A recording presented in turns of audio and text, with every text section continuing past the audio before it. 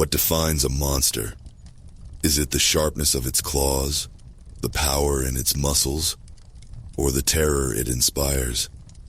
Maybe it's something simpler, something primal, a thing that exists without reason, driven by instincts we can't begin to understand. Monsters don't care about us. They don't stop to justify their existence. They are SCP-8089. No one in the world ever gets what they want, and that is beautiful, or if you want to give a nickname, the questing beast. It suits perfectly. A mythical beast is one such monster, and it's not just any monster. It's a creature so deeply rooted in myth and legend that trying to define it feels like chasing smoke. Officially, SCP-8089 is classified as Archon, a classification reserved for anomalies that break even the Foundation's rigid containment systems. Why? Because SCP-8089 isn't meant to be contained. Let me say that again. The very act of locking this thing away would likely destroy it. And for reasons we don't fully understand, destroying SCP-8089 might just be a very, very bad idea. Picture this. You're standing in the middle of a dark forest. The ground damp beneath your feet. The air heavy with the smell of sulfur and earth. Somewhere in the distance you hear the howling of hounds, a sound that sends ice-cold dread down your spine. But these aren't dogs, not really. That sound. It's SCP-8089, a 3-meter-long chimeric nightmare made flesh. Let me paint you a picture. Its head and neck are serpentine, covered in sleek, glossy scales that catch the light in ways that make your stomach churn. Its body? Leopard-like, powerful and lithe, its spotted fur rippling as it moves. But then you get to the legs long, impossibly thin, and jointed like a deer's. Each step a jarring reminder that this creature shouldn't exist. Add to that a haunting golden-eyed stare and a sound like dozens of baying hounds. It's enough to make even the most seasoned mobile task force member regret their career choices. But here's the kicker. Most people can't even see it. SCP-8089 naturally emits what we call a cognito-hazardous sensory field. A fancy way of saying it screws with your perception. You might hear it. You might feel the vibrations of its footsteps. But unless you're part of the Bouquet bloodline, a specific family with a bizarre, unexplained connection to this thing, you won't actually see the creature. You'll just feel like you're being hunted, and maybe you are. So how do you contain an entity that literally requires being chased? You don't. Instead, you leave it to the Bouquet family, a reluctant dynasty of professional beast hunters with a legacy as cursed as the creature itself. Currently, the reins belong to Emile Bouquet, the former director of Site-278, a Corsican outpost for anomalies that laugh in the face of reason. Emile didn't exactly sign up for this gig. He inherited it, along with all the trauma, sleepless nights, and existential dread that come with chasing a mythical abomination. His job? To keep SCP-8089 moving. Because if the beast stops being hunted for too long, it doesn't just lie down and take a nap, it dies. And again, that's bad. Why? Well, no one knows for sure. But every scrap of research, every fragment of myth, every gut instinct from the people who've tangled with this thing screams the same warning. The questing beast isn't just a creature. It's a symbol, a cornerstone of something much larger, much older, and much more terrifying. The consequences of its death could range from "we'll never know it existed" to reality collapses in on itself like a wet paper bag. Of course, the Foundation doesn't take chances with things like this. Emile Bouquet is tasked with pursuing SCP-8089 indefinitely, backed by mobile task forces ATA-10, See No Evil, and Iota-44, Norman invaders. Their mission is simple in theory. Follow the beast wherever it goes, track its movements, and ensure it remains alive. But simple rarely applies to SCP-8089. This isn't a creature that sticks to a routine. Its movements are erratic, its behavior seemingly without pattern. One day it's slithering through the forests of Wales, its golden eyes glowing like dying embers. The next, It's bounding across the Navarran border between France and Spain, its hooves crushing stones into powder. It doesn't stop, and neither can those who pursue it. You might wonder how someone like Emile Bouquet stays sane in a situation like this. Short answer, he doesn't. You can only chase something that shouldn't exist for so long before it starts to haunt you in ways that defy logic. Emile's audio logs recordings he's made over the years to document SCP-8089 paint a picture of a man slowly unraveling. He speaks of dreams where the beast looms over him, its golden eyes boring into his soul. He talks about his father, who hunted the beast before him, and the crushing weight of carrying on the family legacy. He jokes, sometimes bitterly, about how chasing SCP-8089 isn't just a job, it's a curse. But don't let his dark humor fool you. There's a part of Emile that needs this hunt. In his quieter moments, he admits that the chase gives his life purpose, a reason to keep moving forward, even as the beast takes him to the brink of exhaustion and beyond. And it's not just Emile who feels the weight of SCP-8089. Every agent tasked with assisting him has their own scars, physical and psychological. The beast doesn't kill indiscriminately, but its presence has a way of breaking people down, exposing their fears, their doubts, their darkest thoughts. It's not just a predator, it's a mirror. So what happens when something like SCP-8089 intersects with the lives of ordinary people? When the beast, with all its mythological baggage, slithers out of legend and into the mundane world? That's where things get interesting. Because here's the thing. Monsters like SCP-8089 don't just exist in the shadows. They don't stay hidden in forests or caves or crumbling ruins. Sooner or later, they brush up against the edges of our reality. And when they do, the consequences are unpredictable. This brings us to our story, a chilling account of one such intersection. It begins not with Emile Bouquet or his mobile task forces, but with two ordinary women, Claire Hargrove and Beth Anders, whose quiet lives are upended by the Chimera's shadow. Their journey starts with a faint howling in the night, tracks too strange to ignore, and a pull they can't explain. It's a story of fear, of pursuit, and of the thin line between legend and reality. It's about what happens when the questing beast, long confined to the pages of myth, steps into the present. And it begins with a question that will haunt them, and maybe you until the very end. When you're the one being hunted, how do you know if you're also the hunter?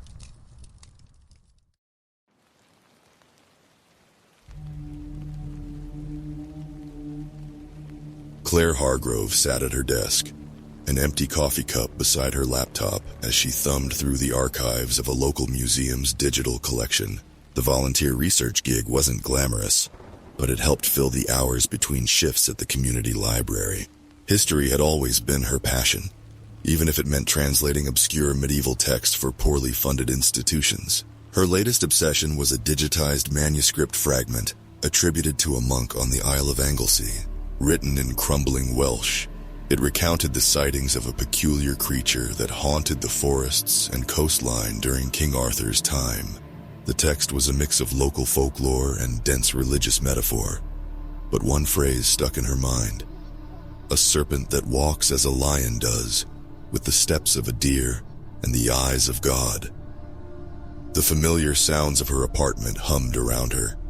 The whir of the refrigerator, the distant murmurs of her elderly neighbors arguing over a TV channel, and the occasional scrape of tree branches against her window. She adjusted her glasses and leaned closer to her screen. The creature described in the text felt out of place, even in the realm of myth. A chimera with a mournful cry, always pursued, but never caught. Her cat, Theo, jumped onto her desk, startling her. "Jesus, Theo," she exclaimed, nudging the orange tabby away from her keyboard. "You're lucky you're cute." The cat knocked her coffee cup off the desk, and it clattered to the floor. As Claire sighed and bent to pick it up, she froze. A low, resonant sound carried through the stillness of her apartment. It wasn't the hum of a neighbor's television or the distant growl of a passing car. It was distinct.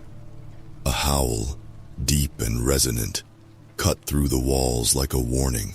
It wasn't a single voice, but a chorus discordant and layered, like a pack of dogs howling at the moon. Yet there was no rhythm to it, no rise and fall like the cries of familiar creatures. It was erratic, and its sound tugged at her nerves in a way she couldn't explain. Claire straightened, her skin prickling.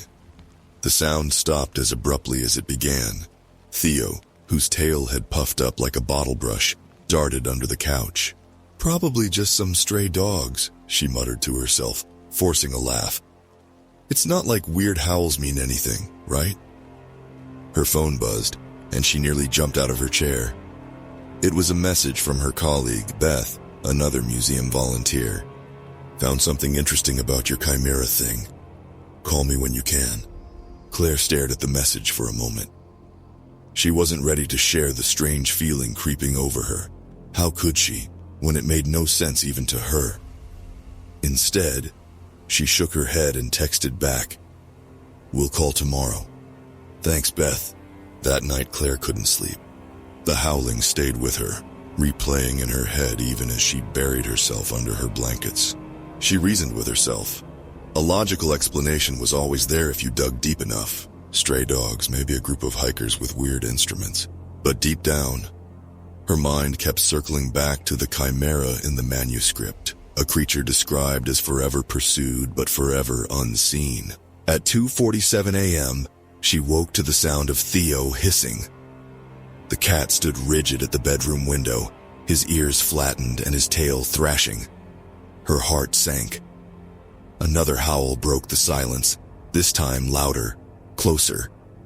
The layers of voices hit her all at once, a cacophony that seemed to seep into her bones. Summoning her courage, she approached the window. She couldn't see much beyond the street lamp casting its pale orange glow.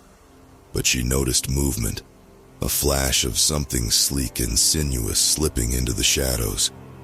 It was too quick to make out clearly, and for a moment, Claire doubted whether she had truly seen anything at all. Theo yowled, bolting under her bed. Claire fumbled with the curtains, pulling them tightly shut, her pulse racing. She grabbed her phone, her fingers shaking as she opened the messaging app. She typed a message to Beth.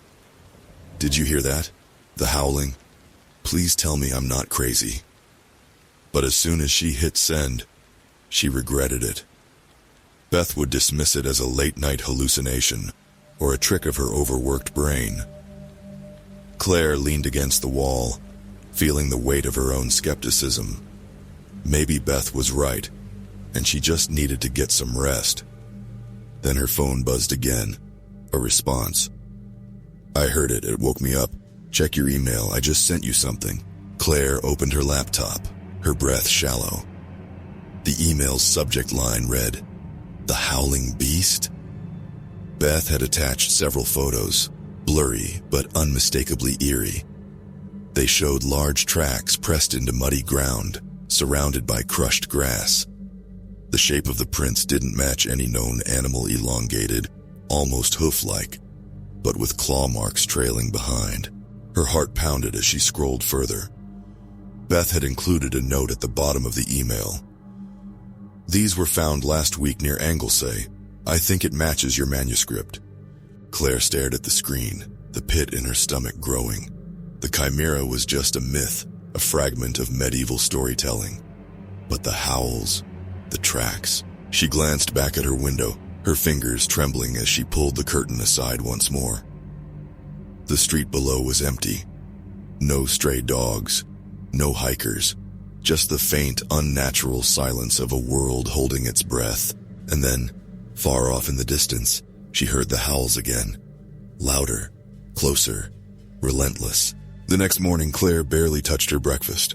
Theo avoided the window, and she avoided her laptop, though her thoughts circled the email like a shark sensing blood in the water. By the time she left for work at the library, She'd convinced herself she'd imagined the whole thing.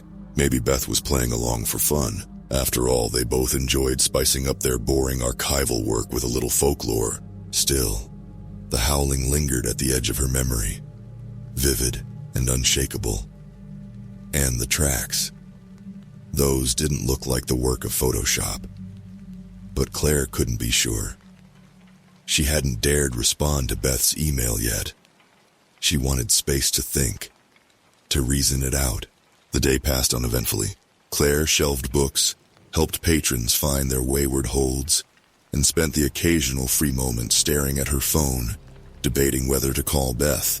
The chimera still loomed in her mind, an unwanted guest refusing to leave. It felt ridiculous to take the manuscript so seriously. But the words echoed like prophecy. Forever pursued, but forever unseen. When her shift ended, Claire returned home to find Theo sitting by the door, his usual chipper energy replaced by a wary, watchful tension. He meowed softly, nudging her leg, but his ears twitched toward the curtained window. She knelt to scratch his head. "You okay, buddy? It's just a weird night. Nothing's wrong." The words felt hollow even as she said them. Her chest was tight, like the air in her apartment had thickened since she'd left. She fed Theo, microwaved a frozen dinner for herself, and sat down at her laptop. She wasn't sure what she hoped to find, but her fingers moved before she could stop them, typing "Unexplained Howling UK" into the search bar. Most results were the kind of fluff pieces tabloids love to run. Mystery howls in the Highlands. Werewolves. Locals debate eerie noise. She dismissed most of them, but one article stood out. It was dated 3 weeks ago and described strange sightings on the outskirts of a small Welsh village near Anglesey. Locals reported hearing chilling howls in the middle of the night, accompanied by crushed foliage and unexplained hoofprints. One resident claimed to have seen a scaled neck slithering through the trees.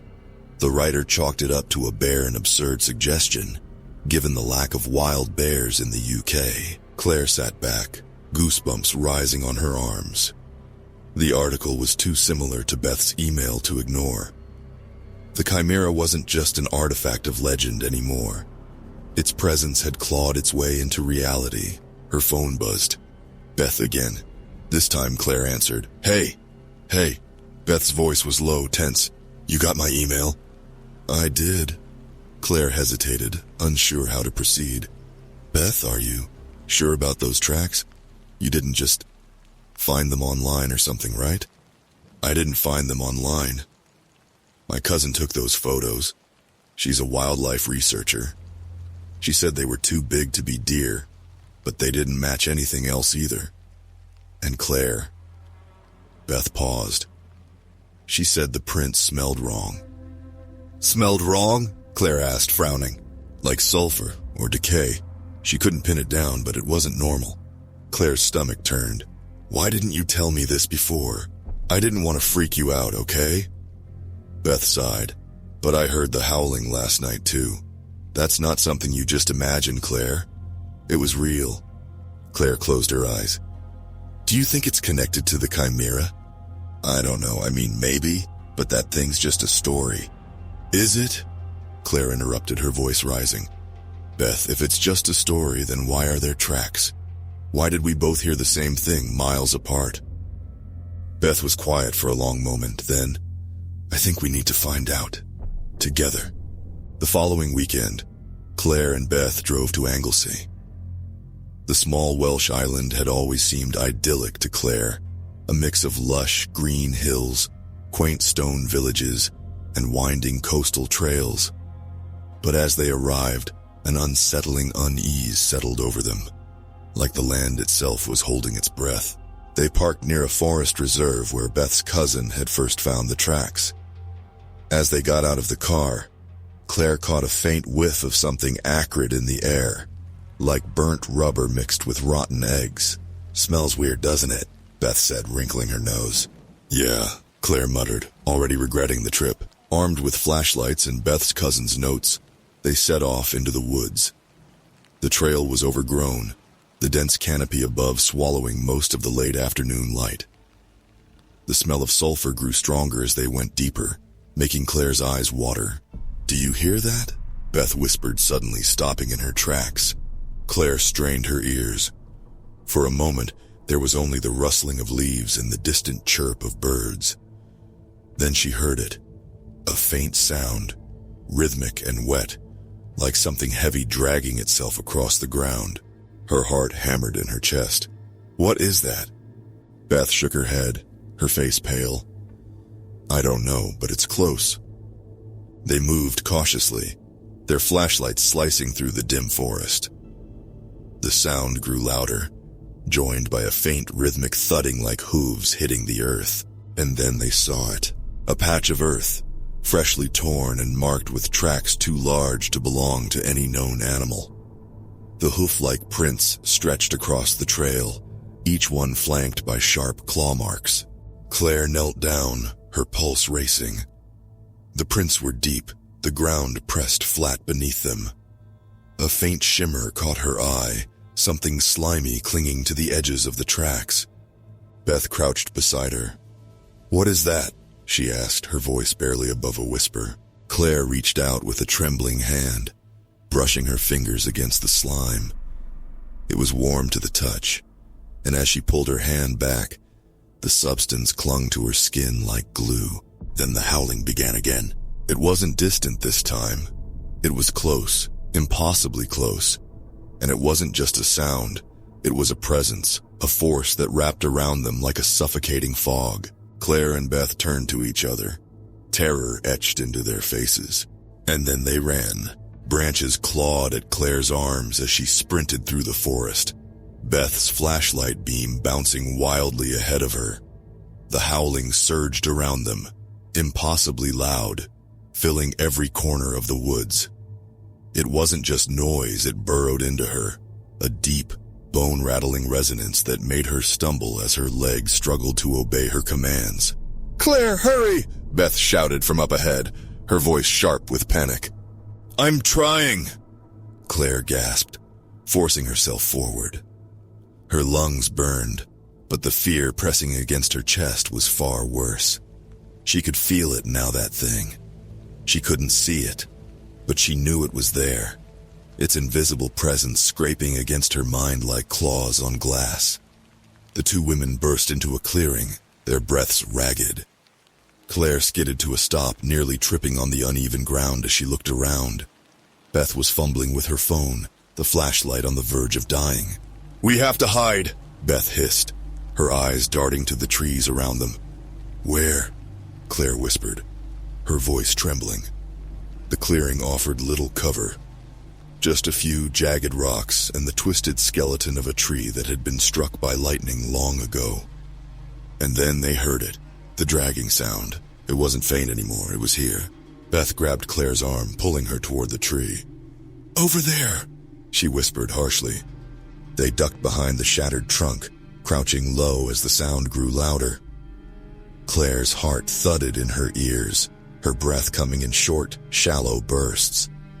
She squeezed her eyes shut, hoping, praying that whatever was out there would pass them by. But the howling didn't fade. It grew. Claire dared a glance around the edge of the tree. At first, she saw nothing, just the dark expanse of the forest, and the moonlight glinting off the dew-covered grass. But then her eyes caught movement. It was subtle at first, a ripple, like heat rising from asphalt. But as her eyes adjusted, the shape began to resolve. The head came into focus first, long and sinuous, a serpent's neck undulating as it moved. It was crowned with glistening scales that caught the moonlight like shards of glass. Its body followed a sleek, muscular form, dappled like a leopard, moving with an eerie, fluid grace. But it was the legs that sent Claire's stomach plummeting. They were impossibly wrong, deer-like, slender and jointed, but far too long for the creature's body. They moved with a jerky precision, as though the beast was testing each step against the ground.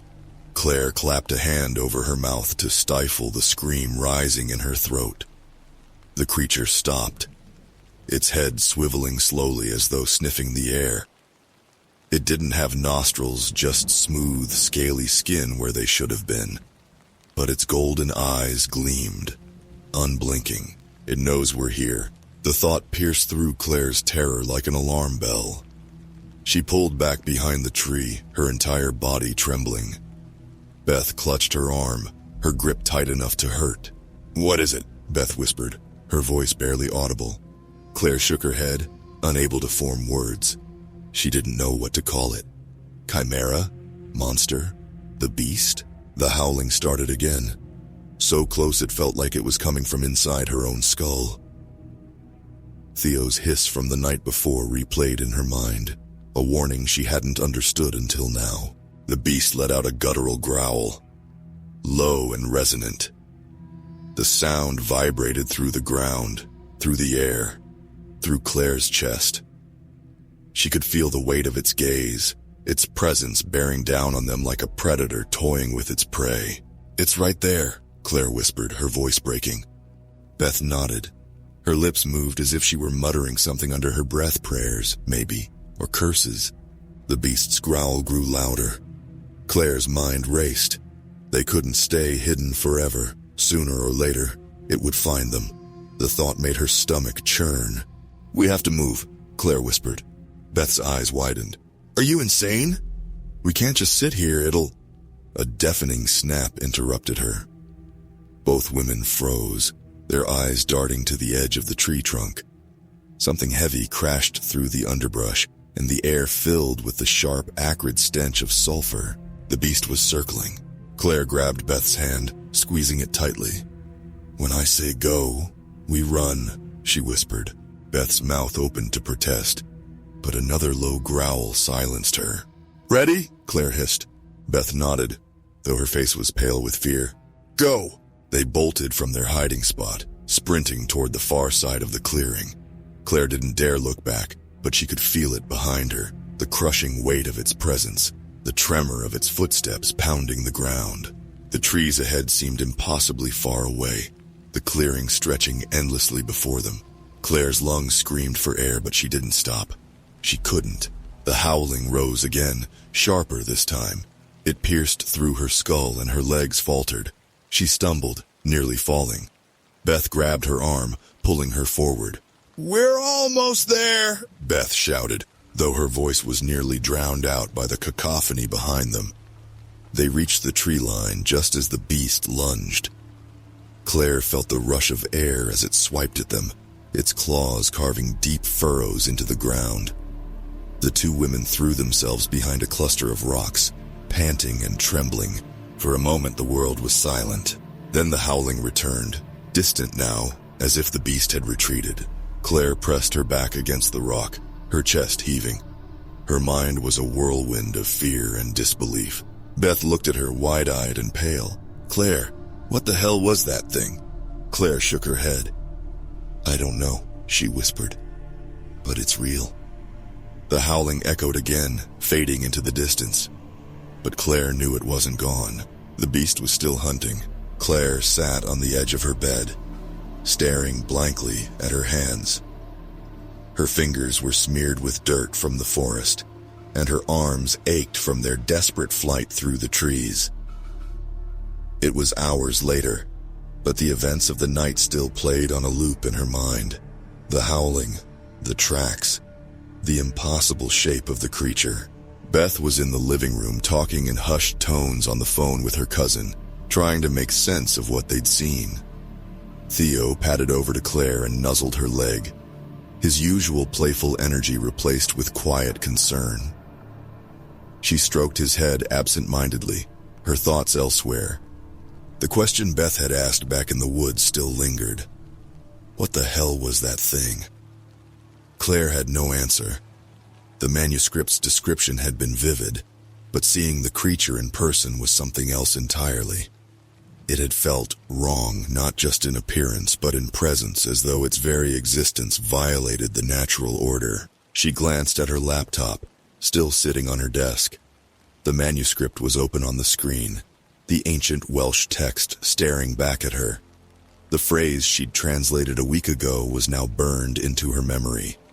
It walks where it pleases, unseen by all but its hunters. Claire's phone buzzed, startling her.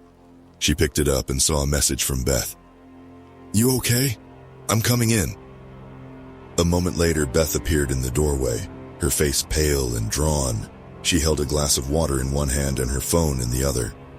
"I just got off the phone with my cousin," she said, sitting down beside Claire.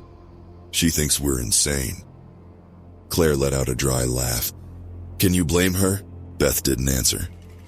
She took a sip of water and stared at the floor, her brow furrowed. She said she's never seen tracks like that before. And the sulfur smell? She thinks it's a chemical spill. Said it's probably not safe to go back out there. "She's not wrong," Claire murmured. "But we both know that wasn't some chemical spill." Beth nodded slowly. "Claire, I don't know what to do. I've been researching folklore for years and I've never seen anything like this. It's real, isn't it? That thing we saw, it's the chimera from the manuscript." Claire swallowed hard. "I think so." Beth set the glass down on the nightstand. "Then what the hell do we do about it? Call the police and tell them we were chased by a medieval monster?" Claire didn't respond. The police couldn't help. Not with this. And even if they believed her, what could they possibly do against something like the chimera? It had moved like a phantom, its presence almost impossible to perceive until it was right on top of them. Instead of answering, Claire turned back to her laptop. She scrolled through the manuscript again, searching for anything she might have missed. There had to be some clue, some piece of information that could help them understand what they were dealing with. Her eyes caught on a line she'd skimmed over earlier. The translation was crude, but it struck her like a hammer. "The beast cannot be stopped, only pursued. To stop is to invite ruin." "Beth," she said quietly, her finger tracing the words on the screen. "Look at this." Beth leaned over, reading the passage. Her eyes widened. "What does that mean? To stop is to invite ruin?" "I don't know," Claire admitted. "But if the manuscript's right, the chimera can't just exist on its own. It has to be hunted, like it's tied to whoever's chasing it." Beth frowned. "That doesn't make any sense. Why would it need to be hunted? What happens if it isn't?"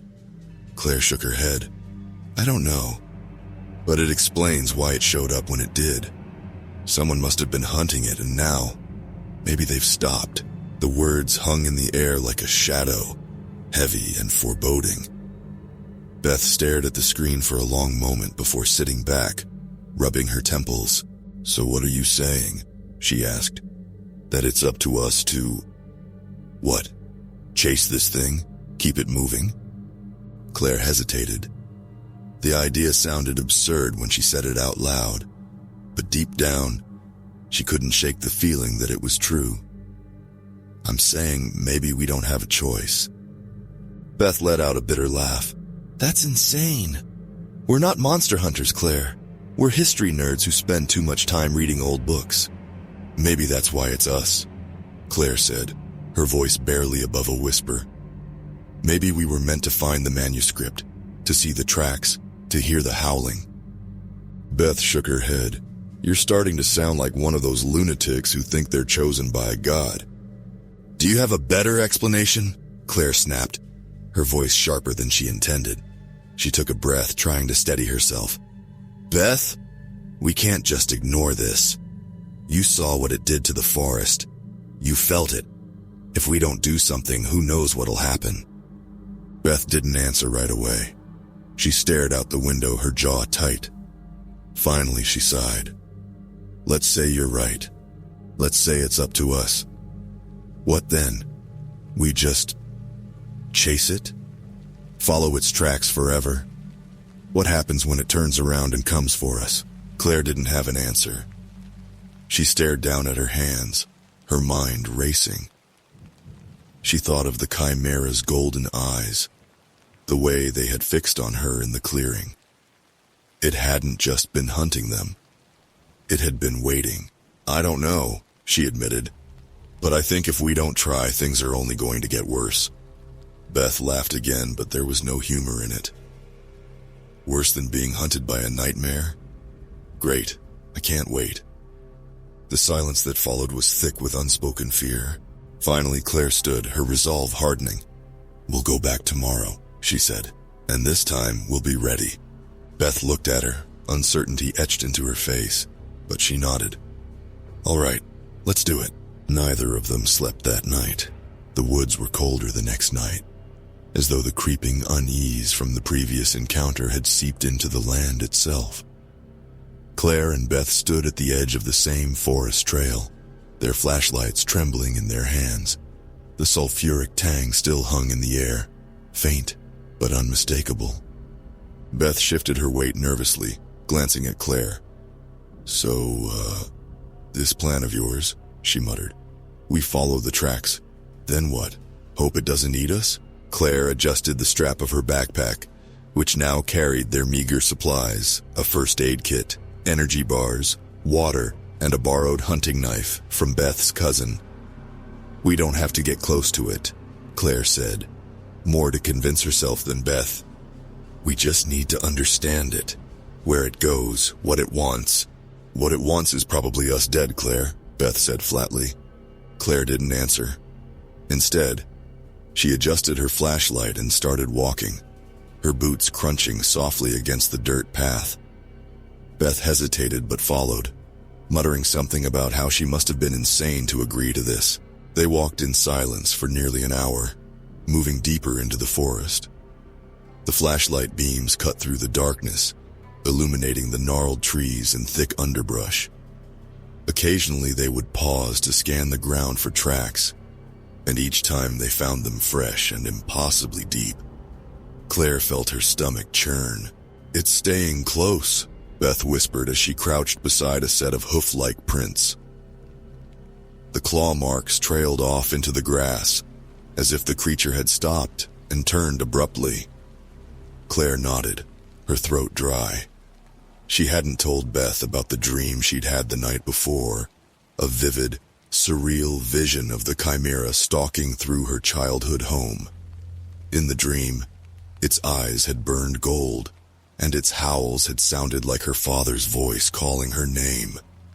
She hadn't slept since. It doesn't feel far, Claire said finally, her voice barely audible. Beth shot her a sharp look. Why do you say it like that? Like you can feel it? Claire hesitated. I don't know, it's just a feeling. Beth didn't respond, but the tension in her shoulders spoke volumes. The first sign of something wrong came just past the clearing. They had been following a faint, broken trail of tracks when the air around them seemed to shift. The forest grew unnaturally quiet. No birds, no rustling leaves, just the faint whistle of the wind. Beth stopped, holding up a hand. Do you feel that? Claire nodded. Her skin prickled as though the air itself was charged with static. The smell of sulfur was stronger now, almost choking. We're close, Claire whispered. Beth's flashlight flickered. She smacked it against her palm, muttering a curse under her breath. This better not... The howling returned. It wasn't distant this time. It was everywhere, a deafening, discordant chorus that made Claire drop her flashlight. She fell to her knees, her hands clamped over her ears as the sound tore through her. Beth grabbed her arm, shouting something Claire couldn't hear. Her voice was drowned out by the howls, each note digging into Claire's skull like claws. Then the ground shook. Claire looked up just in time to see the beast emerge from the shadows. It moved slowly, deliberately, its long neck undulating as it stepped into the moonlight. The light glinted off its scales, its golden eyes burning with an unnatural intensity. Beth froze, her flashlight dangling limply in her hand. Oh my God, she breathed. The chimera's head turned toward them, its nostrils flaring. The air seemed to ripple around it, the forest bending to its presence. It let out a low, guttural growl, and Claire felt it in her chest, her ribs vibrating with the force of it. Claire, Beth whispered, her voice trembling, we need to run. But Claire didn't move. She couldn't. The beast's gaze was fixed on her, and for a moment, she felt as though it was staring into her soul. There was no malice in its eyes, no hunger, just an unbearable weight, like it knew her, as though it had been waiting for this moment. Beth yanked her arm, snapping her out of the trance. "Claire, move!" The chimera lunged. The two women scrambled backward, barely dodging the creature's swipe. Its claws raked the ground where they had been standing, carving deep gouges into the earth. "Run!" Claire shouted, grabbing Beth's hand. They bolted into the trees, the chimera's guttural snarls close behind. The forest blurred around them as they ran, branches tearing at their clothes and faces. Claire's lungs burned, her legs screaming in protest, but she didn't dare stop. The howling grew louder, merging with the pounding of her heart. She risked a glance over her shoulder and saw the beast bounding after them, its legs moving in unnatural, jerky strides. "It's gaining!" Beth yelled. Up ahead, the forest thinned, revealing the jagged edge of a ravine. Claire's stomach dropped. "We're trapped," she gasped.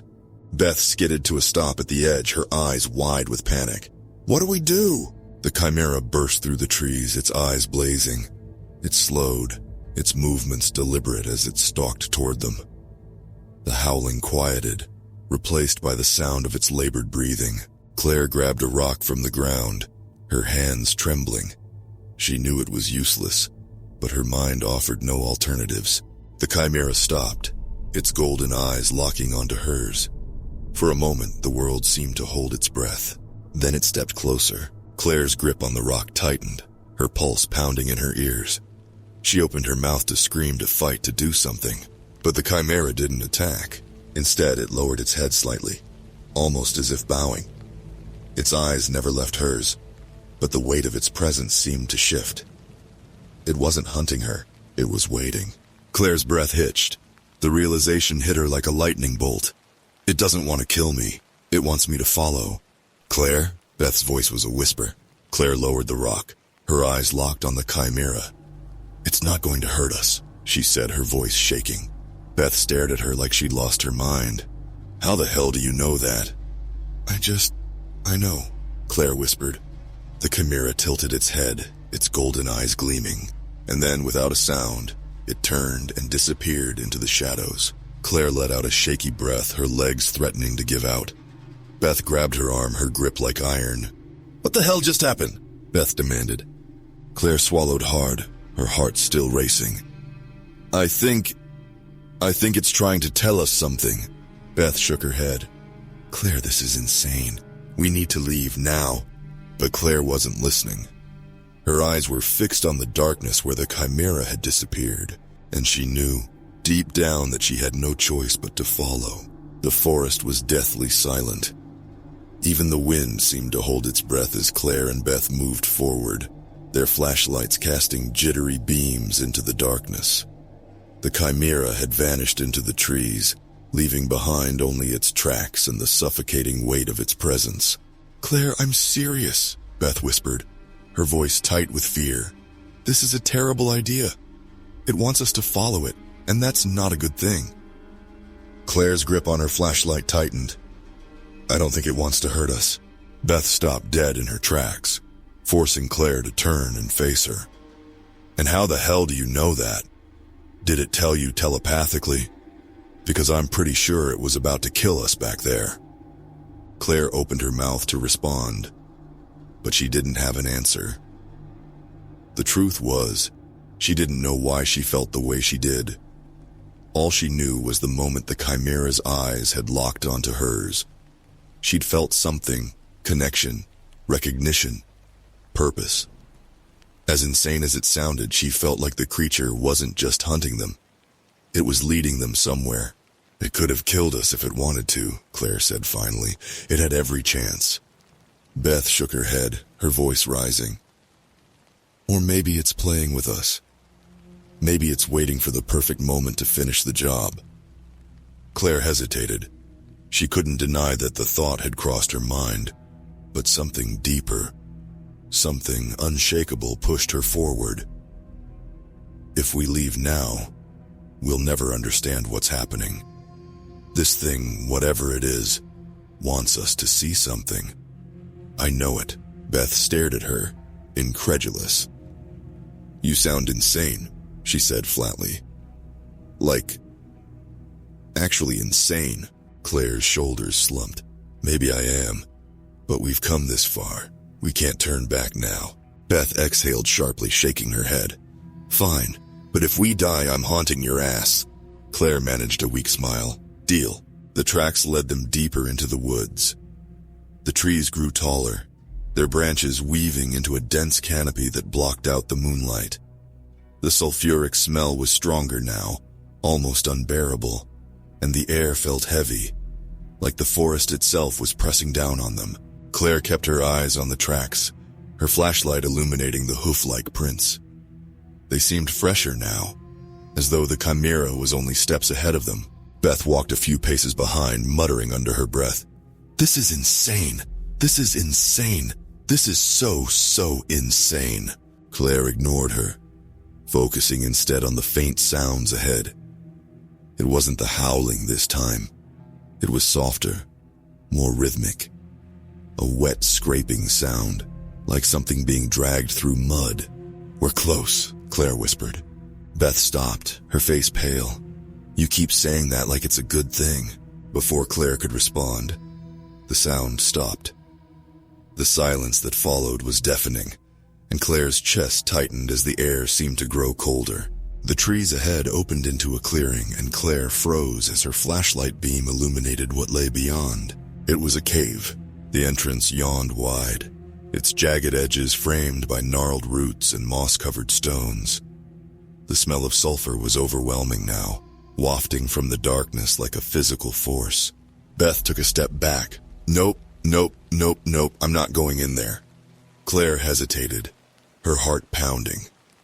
Every instinct screamed at her to turn around, to leave this place and never look back. But something else, a quiet, insistent pull, drew her toward the cave. "It's in there," she said softly. Beth threw up her hands. "Yeah, no shit, it's in there, which is why we shouldn't be." Claire turned to her, her expression firm. "You can stay here if you want, but I'm going." Beth stared at her, her mouth opening and closing as she tried to form a response. Finally, she let out a frustrated groan. "Unbelievable. Fine. Let's get this over with." The cave was darker than anything Claire had ever experienced. The walls seemed to swallow the light from their flashlights, the beams barely penetrating the suffocating blackness. The air was thick and damp, carrying a faint rhythmic sound that made the hairs on the back of Claire's neck stand up. It wasn't the howling, but something deeper, almost like breathing. They moved cautiously, their footsteps echoing off the stone walls. The ground beneath them was slick with mud, and every step felt like a fight to stay upright. "Do you hear that?" Beth whispered, her voice barely audible. Claire nodded. The sound was growing louder, each breath-like pulse resonating through the cave. The tunnel narrowed, forcing them to move single file. The walls pressed close, the rough stones scraping against their jackets. Claire's flashlight flickered, and she smacked it against her palm, her pulse quickening. "Claire, I don't like this," Beth said, her voice trembling. "Neither do I," Claire admitted, "but we're almost there." The tunnel opened suddenly into a cavern, and Claire stopped in her tracks, her flashlight beam sweeping across the space. The walls were covered in symbols, ancient angular markings carved deep into the stone. They spiraled outward from the center of the cavern, where a massive pool of black water sat, perfectly still. But it wasn't the markings or the pool that held Claire's attention.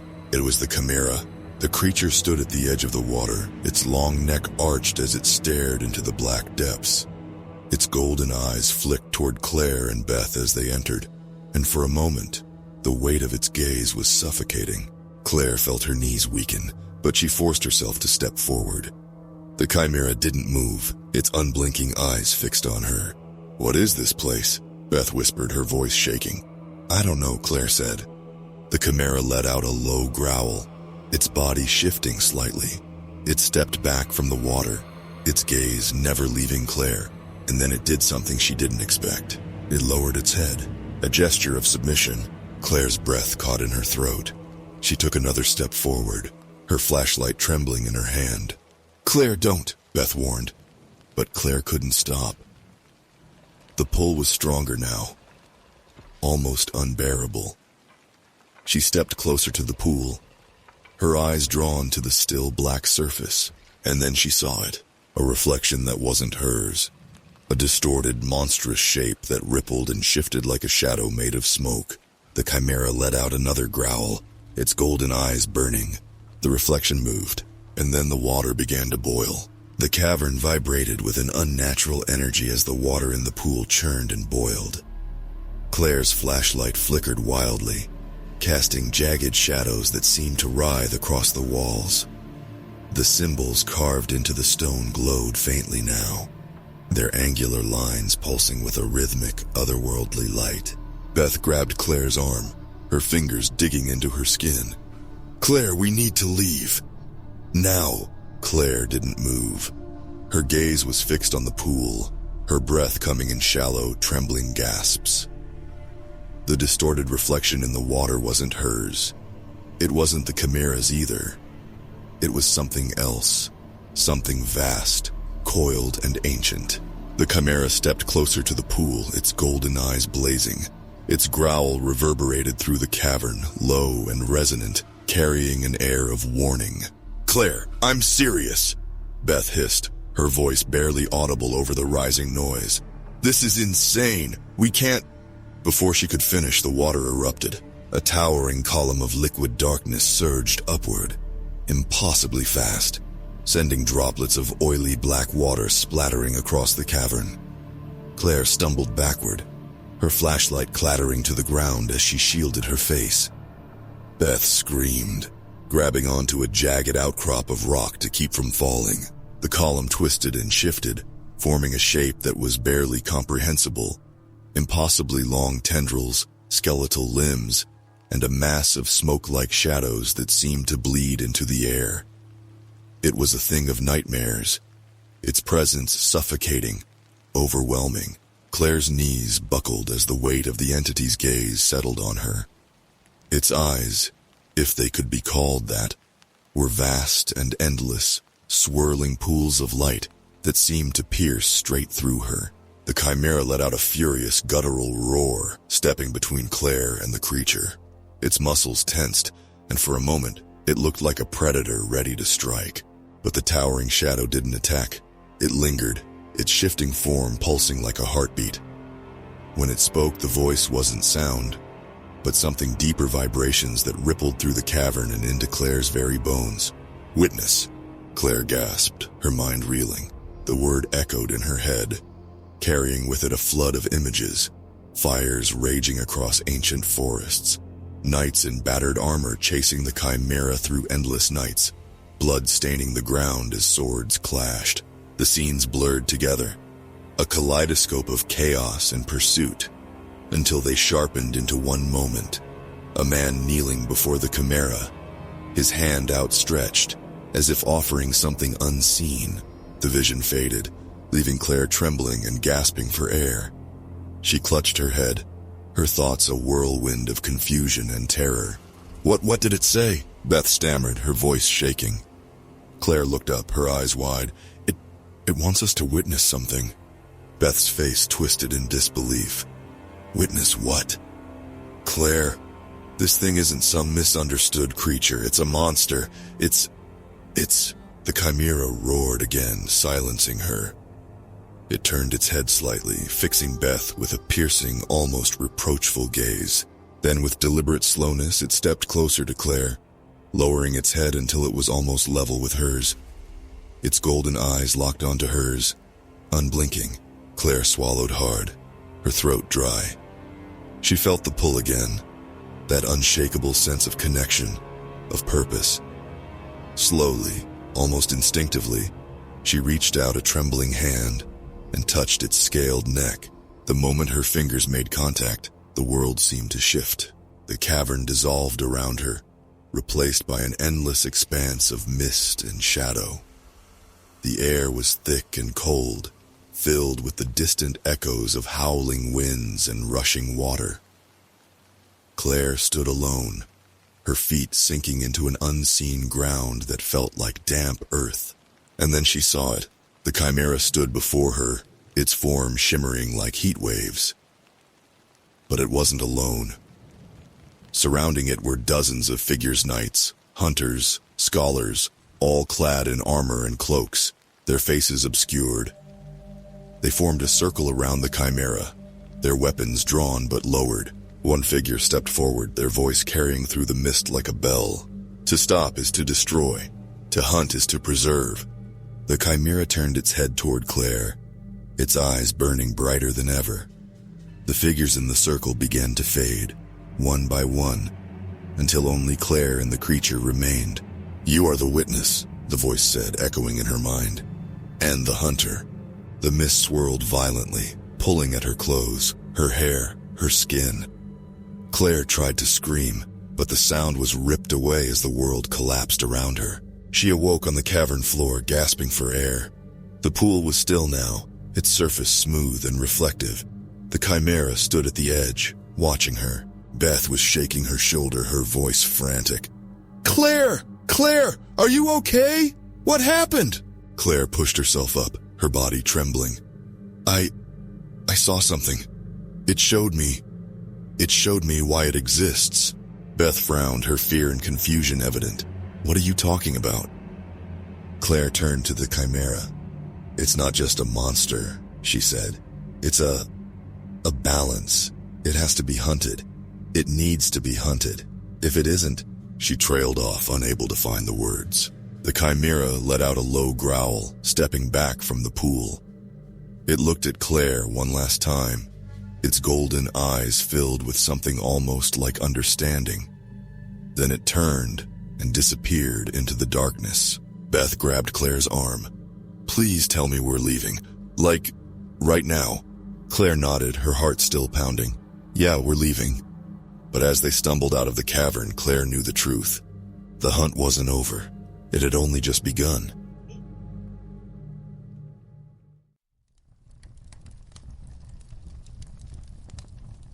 One prevalent theory suggests that SCP-8089's existence is intrinsically linked to human consciousness and perception, the entity's cognito-hazardous field, which renders it nearly imperceptible, may imply that it thrives on the very act of being pursued.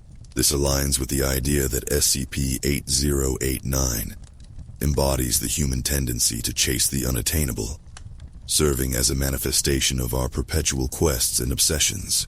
Another intriguing perspective delves into the entity's mythological roots, drawing parallels to the Arthurian legend of the questing beast.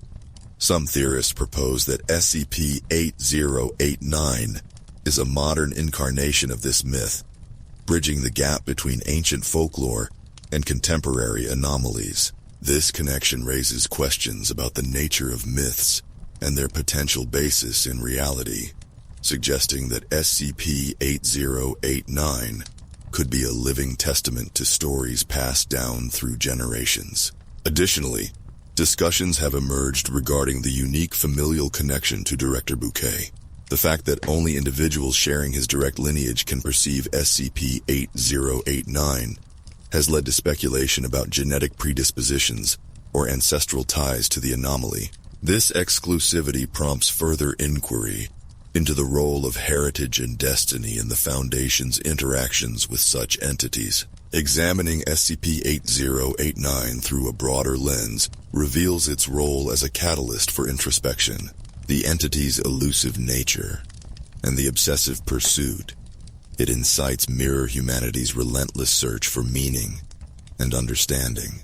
In this way, SCP-8089 serves as a metaphor for the elusive truths we seek, often finding that the journey itself is more enlightening than the destination. Moreover, the Foundation's decision to classify SCP-8089 as Archon, opting not to contain it due to the potential consequences, highlights the ethical dilemmas inherent in their mission. This choice underscores the complexity of determining when intervention is warranted and when it might cause more harm than good. The SCP community's engagement with SCP-8089 exemplifies the collaborative spirit that defines this universe. Through shared stories, artwork, and discussions, enthusiasts continue to expand upon the narrative, infusing it with diverse perspectives and creative interpretations. This collective effort not only keeps the lore dynamic, but also fosters a sense of belonging among contributors. SCP-8089 stands as a testament to the rich tapestry of storytelling and analysis that the SCP Foundation inspires. Its multifaceted nature encourages us to ponder deeper philosophical questions about pursuit, perception, and the nature of reality. As we continue to explore such anomalies, we are reminded of the delicate balance between curiosity and caution, and the ever-present allure of the unknown. If you've enjoyed this story and exploration of the SCP Foundation, consider subscribing to our channel. By doing so, you'll stay updated with our latest content, analyses, and discussions. Don't forget to like this video if you found it insightful, and share your thoughts.